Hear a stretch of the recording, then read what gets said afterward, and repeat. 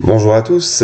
Aujourd'hui, donc, nous allons voir la deuxième partie de cette vidéo conférence consacrée au royaume séleucide. Donc, j'avais déjà fait une première partie sur, on dira, les généralités, sur les sources antiques, ainsi que sur les différents débats historiographiques quant à ce vaste royaume de l'époque hellénistique. Et puis on s'était bien sûr intéressé à la formation du royaume, hein, avec bien sûr l'œuvre de Séleucos, donc le premier des rois séleucides, sachant qu'il avait été fait satrape de Babylone en 321, donc après les accords de Triparadisos, et qu'à la suite des guerres des Diadoques, il avait finalement récupéré l'essentiel des territoires des Antigonides, enfin du moins en Asie, après la bataille d'Ipsos en 301. Et donc il avait pris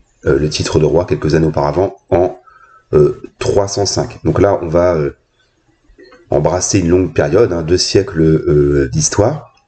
Donc revenir quand même sur quelques généralités et bien voir déjà que c'est un royaume, on dira, avec 2 cœurs. On pourrait citer originellement la Babylonie et ensuite la Syrie. Donc c'est pour ça que parfois de manière un petit peu simpliste, on les appelle rois de Syrie. Donc ça c'est des dénominations romaines plus tardives et donc le terme est resté.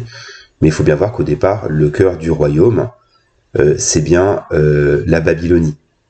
Alors à voir aussi que Séleucos donc a épousé une princesse perse qui s'appelle Apama, donc pendant les noces de Suse, selon la volonté d'Alexandre, et qu'il a gardé son épouse. Donc c'est, on peut le dire, la seule dynastie qui a une ascendance asiatique. C'est quand même intéressant de le noter, et on peut aussi le rappeler, hein, mais c'est qu'effectivement, ce royaume se place dans les pas du royaume ou de l'empire achéménide. Donc il y a bien sûr beaucoup de similitudes avec les Achéménides. Alors, on a bien vu à travers la carte, hein, effectivement, pas que le royaume séleucide a des frontières extrêmement étendues, et on imagine bien qu'il y a des rivalités avec les États voisins, notamment le royaume lagide d'Égypte, et dans une moindre mesure, les Antigonides donc de Macédoine. Alors l'enjeu des querelles entre les Lagides et les Séleucides, c'est ce qu'on appelle les guerres de Syrie. Alors là aussi une dénomination parfois un petit peu trompeuse, parce que quand on parle des guerres de Syrie, en fait c'est des guerres de ce qu'on appellera la Coëlie-Syrie ou Syrie creuse. Creuse parce que elle est, on va dire, située entre les massifs montagneux donc de la Phénicie, donc on pourrait parler aussi de Syrie-Phénicie. Et donc en fait ça a été récupéré au départ par les Lagides, mais ça va susciter énormément de tensions, hein. Il y a 6 guerres de Syrie entre 274 et 168 avant notre ère, sachant qu'en fait que les Ptolémées vont profiter des changements de règne pour passer régulièrement à l'offensive. Bon, l'inverse est vrai aussi, on verra Antiochos III qui va profiter de la jeunesse de Ptolémée IV pour attaquer l'Égypte. Donc il faut rappeler comme qu'il y a eu une trentaine de rois séleucides, donc au départ il y avait des règnes plutôt longs, et que avec le temps il y a eu beaucoup de querelles matrimoniales, de rois usurpateurs, et tout ça a favorisé, on va dire, les ambitions des Lagides. Alors revenons quand même au règne d'un grand roi, hein, qui est le fils et successeur de Séleucos. Donc il avait déjà associé à son règne à la fin de sa vie, sachant donc qu'il arrive au pouvoir en 281, Antiochos, c'est un premier, et il doit déjà faire face à son homologue, côté Lagide, c'est Ptolémée II, qui a beaucoup d'ambition sur le littoral sud de l'Anatolie. Alors il a fort à faire aussi avec les Celtes, donc ce qu'on appelle aussi les Galates, qui ont été aussi battus par les Macédoniens, mais il n'empêche qu'ils vont réussir à s'installer au centre de l'Anatolie, à piller le littoral, notamment de la Bithynie. Donc la Bithynie qui est la région, là vous voyez en orange, au nord de la Phrygie, donc qui est un royaume indépendant, à l'époque dirigé par Nicomède. Et Antiochos donc va remporter vers 275, donc la bataille n'est pas forcément bien située ou bien datée, mais contre les Galates. Donc cette victoire va lui conférer beaucoup de prestige, parce qu'il va s'adjuger l'épithète de sauveur, hein, donc le sauter. Hein, Et donc ensuite, de 274 à 271, il y a la première et assez méconnue guerre de Syrie, sachant que cette période est relativement peu sourcée. Hein, je l'avais déjà eu l'occasion de le dire plusieurs fois, mais on connaît très bien les débuts du royaume, et on va dire la fin, en tout cas Antiochos III, et puis ensuite le long déclin du royaume, et on connaît assez mal, on va dire, la période de 180 220. Hein, on n'a pas de Polybe ou de Tite-Live pour venir à notre secours. Donc on va dire que les enjeux de cette guerre sont clairs. Hein, donc effectivement, les Séleucides veulent récupérer la Coëlie Syrie, mais la responsabilité de la guerre et le déroulement restent assez méconnus. Alors on pense que Ptolémée II aurait pu mener une expédition en Babylonie, hein, en passant par le golfe Persique, pendant que les Séleucides attaquaient la Syrie, Creuse, hein, et la Phénicie. Et qu'en 271, hein, on aboutit à un traité de paix, donc un statu quo. Donc la Coëlie reste l'agide, mais Antiochos voit quand même son autorité renforcée en interne.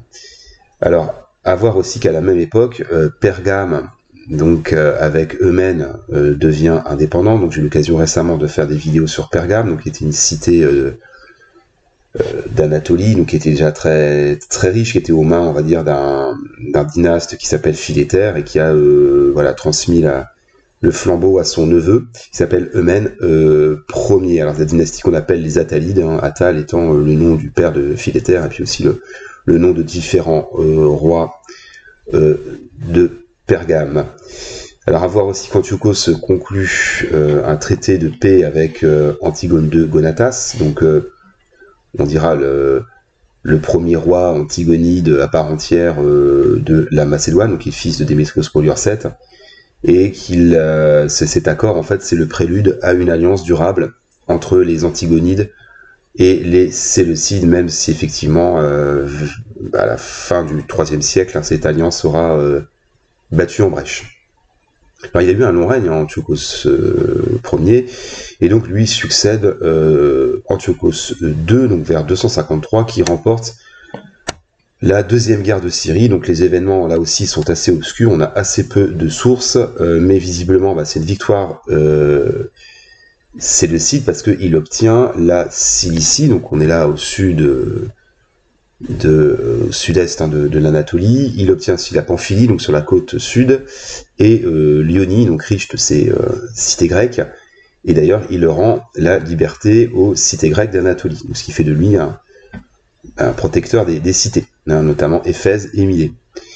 Alors à voir aussi qu'il y a un traité de paix, donc entre l'Agide et Séleucide, qui aboutit à un mariage entre Antiochos II et la fille de Ptolémée II, qui s'appelle Bérénice Syra.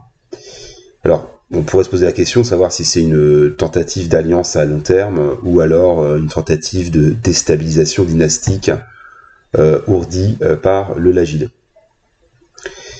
Alors à voir aussi qu'Antiochos II intervient ensuite en Thrace et dans les détroits hellespontiques, hein, évidemment on imagine bien pour conserver le contrôle de l'accès au Pontonxa, donc à la mer Noire.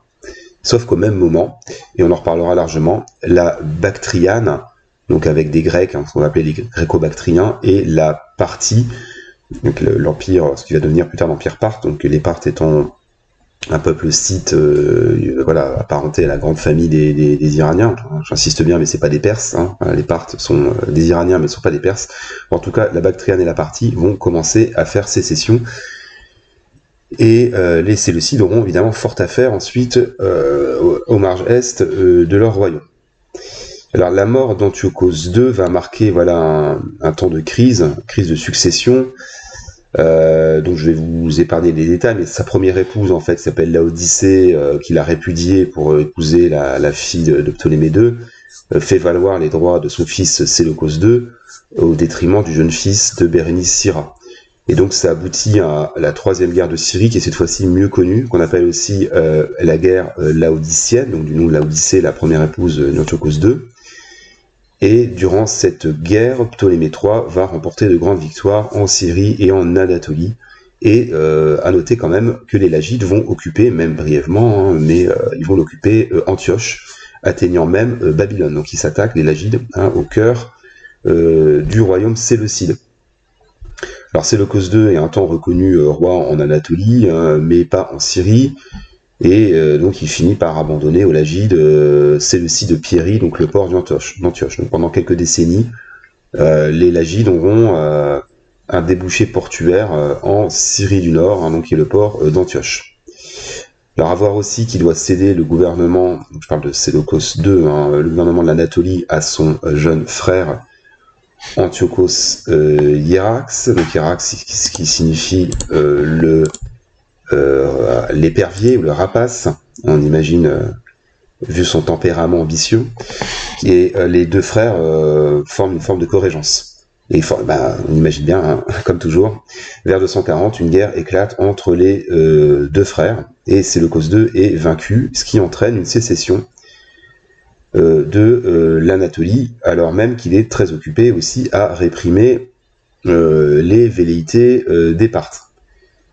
Sauf qu'Antiochos Hiérax, donc qui est roi, on dira, en Anatolie, finit par être battu par Attal Ier, donc qui est le premier roi officiel de Pergame, donc roi attalide, et qui va en profiter pour récupérer l'essentiel de l'Anatolie aux dépens des Séleucides. Donc je vais justement zoomer un petit peu sur l'Anatolie, sachant qu'effectivement, les Attalides vont récupérer l'essentiel de l'Anatolie occidentale après la défaite de Hiérax, hein, contre Attal Ier, donc le premier roi de Pergame. Alors à voir que l'Anatolie a toujours été une mosaïque de communautés, hein, les Lydiens, les Lyciens, les Cariens, les Lycaoniens, les Isoriens, avec bien sûr également les cités grecques. Sachant également aussi que bien sûr que l'Anatolie a fait partie de l'Empire achéménide. Donc c'est un territoire très hétérogène, compliqué à gouverner, et jamais les Séleucides, dont le cœur de la puissance réside d'abord en Babylonie et en Syrie, hein, ne sont parvenus à les soumettre totalement. Sachant que les études récentes le prouvent, hein, mais c'est que voilà, la plupart des cités anatoliennes ont conservé leurs institutions et sont en fait de fait quasi autonomes. Alors certaines cités sont quand même placées sous tutelle séleucide, hein, mais elles doivent payer tribut. Alors, à voir en fait que déjà donc, sous les Achéménides, il y a une large proportion donc, du territoire anatolien qui est soumis à des dynastes, alors souvent d'origine iranienne. Alors on pourrait aussi citer le cas de la Bithynie. Alors c'est un peu particulier la Bithynie parce que leurs souverains sont en fait apparentés aux Thraces. Et vers 297, un dénommé Zippoétès se proclame roi de Bithynie, et un de ses successeurs très ambitieux, qui s'appelle Prusias, parvient à étendre les possessions de la Bithynie.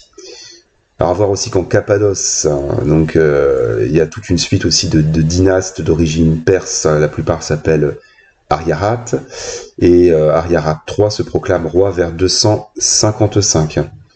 Alors il y a aussi le royaume du Pont, qui va aussi beaucoup s'étendre, et qui mènera plus tard des guerres mithridatiques donc, contre les Romains, donc qui commence son essor en annexant la Grande Phrygie, sous Mithridate II, sachant que lui-même a épousé une sœur de Séleucos II. Et donc ces trois principautés, donc Bithynie, le Pont, la Cappadoce, vont beaucoup peser, on va dire, dans le jeu de pouvoir en Anatolie, et soutiennent d'abord Antiochos Hiérax dans sa lutte fratricide contre Séleucos II. Et donc ça va faciliter la sécession d'une grande partie de l'Anatolie. Alors à voir aussi, on l'a dit, mais qu'à Pergame, donc on est là en Néolide, eh bien les Attalides deviennent indépendants, hein, sous l'autorité donc de Philétaire, et puis ensuite ça devient un royaume à part entière, hein, avec la proclamation royale d'Attal Ier, après sa grande victoire contre les Galates. On n'a pas cité aussi, mais la communauté des Sept au centre de l'Anatolie. Donc c'est bien une mosaïque, hein, ethnique, l'Anatolie.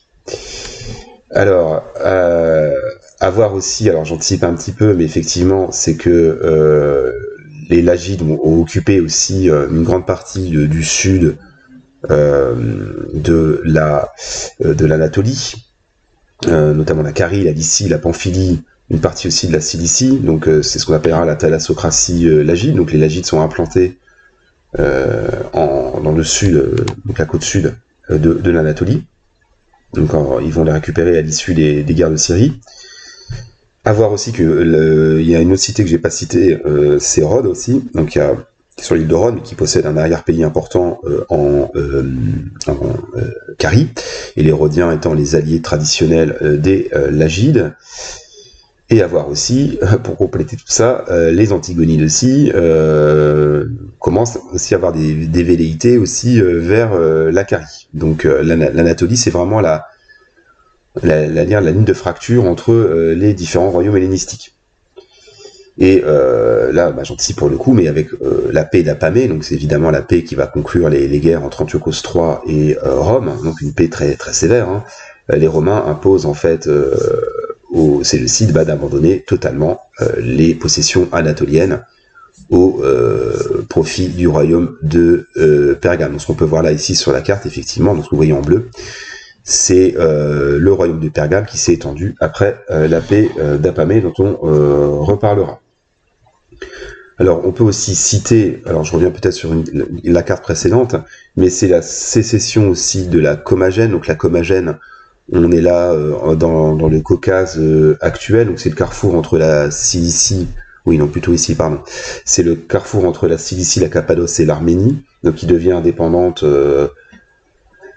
et qui sera ensuite annexée par le royaume d'Arménie, le royaume d'Arménie aussi va aussi beaucoup profiter, on va dire, de la dislocation de l'empire séleucide pour devenir un royaume indépendant important.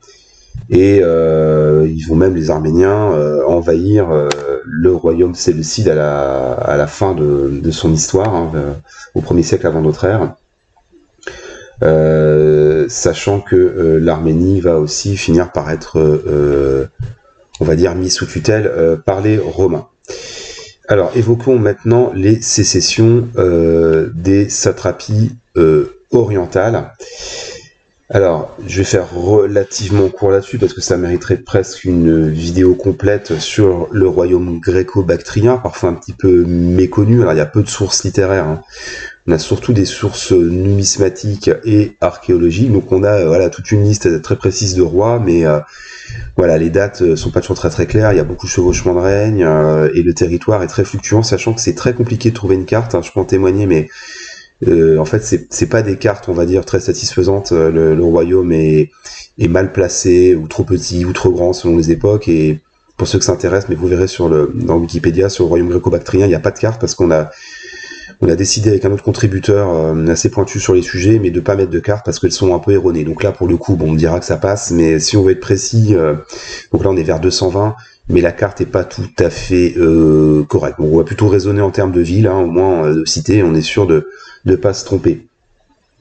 Alors, bien voir qu'en fait, ce qu'on appelle les hautes satrapies, donc c'est voilà, en grande partie la partie justement l'Arie, la Drangiane, la Sogdiane, la Bactriane, donc on dirait l'Asie centrale, hein, ont été soumises par Séleucos, donc vers 310-305, donc ça faisait pas partie au départ de sa dot, hein, mais il a mené sa propre anabase, hein.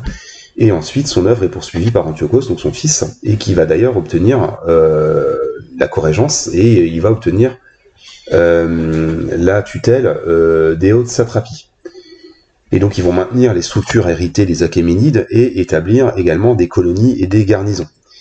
Et donc, cette présence est surtout importante dans la vallée de l'Oxos. Donc, vous voyez là, ici, le grand fleuve là, qui se jette dans la mer Aral, donc c'est le nom actuel, la Moumout Daria. Et la plus grande fondation, la plus importante, c'est... alors, on l'appelle Alexandrie de l'Oxus, on est quasiment certain qu'il s'agit en fait du site d'Aïranoum, parce que c'est pas très clair, il n'y a pas de preuve formelle que le site d'Aïranoum serait Alexandrie de l'Oxus, mais on va considérer que oui. Et à voir aussi qu'il y a beaucoup d'ateliers monétaires qui battent monnaie, et comme je disais tout à l'heure, il y a énormément de pièces de monnaie qui permettent de repérer un petit peu les dynastes gréco-bactriens. Alors à voir que sous le règne de Séleucos Ier, il y avait des missions d'exploration aussi qui sont envoyées dans cette région, notamment en mer Hyrcanienne, donc c'est la mer Caspienne actuelle bien sûr, ainsi que dans le pays des Scythes. Et on a même aussi le cas d'un dénommé Mégastène qui va mener des ambassades auprès des Maurya, donc c'est la grande dynastie indienne, dynastie avec laquelle Séleucos est d'ailleurs contraint de négocier un traité de paix, et en retour d'ailleurs il va récupérer des centaines d'éléphants qui lui permettront de remporter la bataille d'Ipsos en 301. Alors, c'est bien beau, mais sauf qu'au milieu du IIIe siècle, sous le règne d'Antiochos II, donc qui a fort à faire déjà contre les Lagides, la Bactriane en fait fait sécession sous l'impulsion d'un satrape qui s'appelle Diodote, donc un grec. Et d'ailleurs, il va commencer à émettre des monnaies,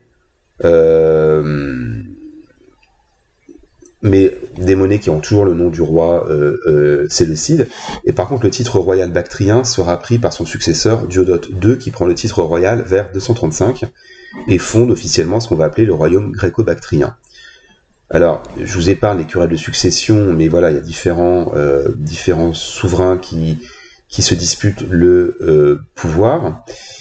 Et vers 200, donc ils profitent de...